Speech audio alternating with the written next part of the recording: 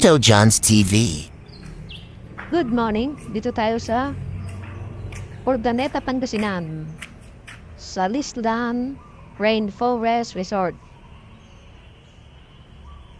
Yan. Ito ang kanilang parking facilities.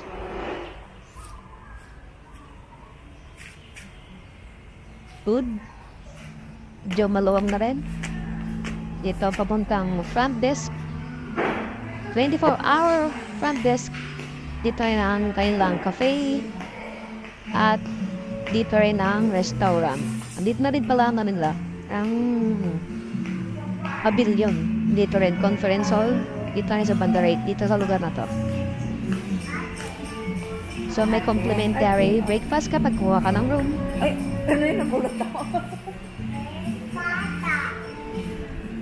Yung bata. Ate din. So itong kanilang swimming pool. Yan na yung kabuuan yan. Bali, ito lang talaga. Makikita niyo rito. Yan na yun. Free wifi. Hindi ka talaga natulog. Okay. Madali. Magkakayaan sila na ng tricycle. Buti ito yung nagising. Pero gigisingin ko talaga eh. Gawa na nagpapaalam na nga. Ano na isama yung mukha ako? Bah, saging naman kinukuha ko. Ang diet ay si Audrey. Sa diet. Beef tapa. Beef tapa rin. You want to eat? Yes. Daing na, bangus. Daing na bangus din. Parang ano yung kalahati niyan, ayun. Pero, maganda pala itong ano. Kay Audrey, oo. Panalo pang maya. Pang ano. Pang-sosyalin yung omelette na yan. Oo, omelette and ano, with bread.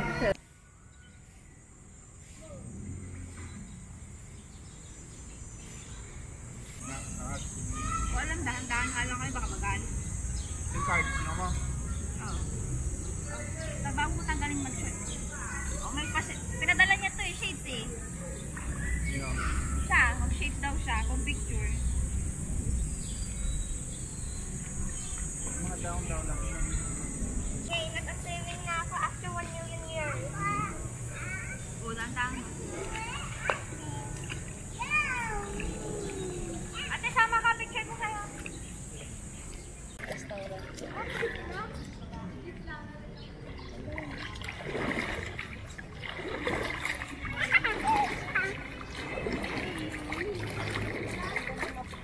Say hi. Hello. Water. In the water? Ang ganda ng ano niya.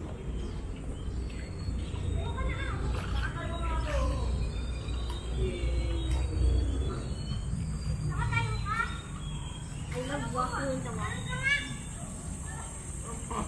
Saka din may susunod na maglalakad ka pa. Samahin mo pa yung butterfly natin. Tatay yan, butterfly. Black that's your white.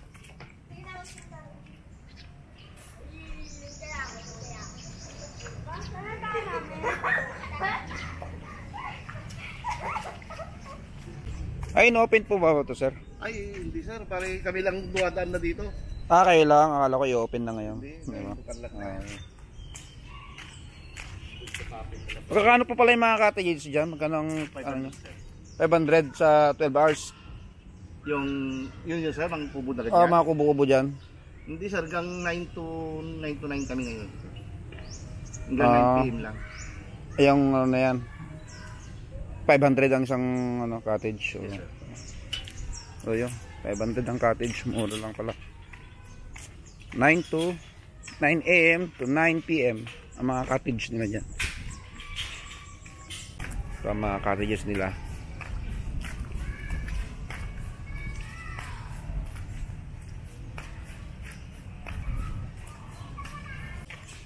Tapos ito ang aming nakuwang room. Yan. 1, 2, 3. So, pag nakuha mo yung room dito,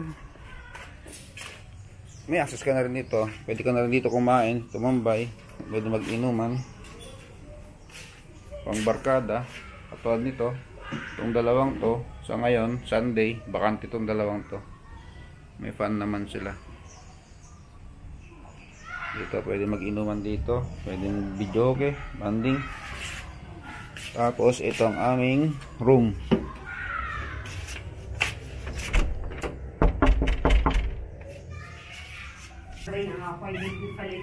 Tulog ba? So ito.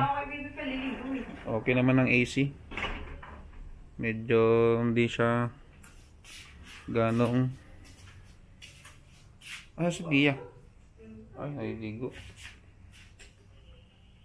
So ito, kaya ang 2, 3.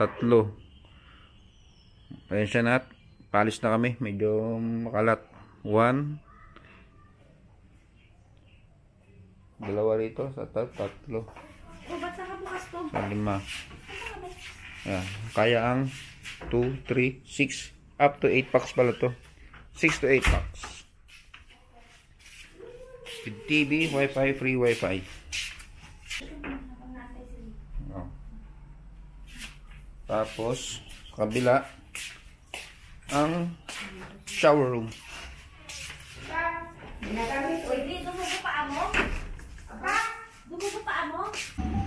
Ang entrance fee nga pala dito, swimming pool, sa adults 160, sa kids 130.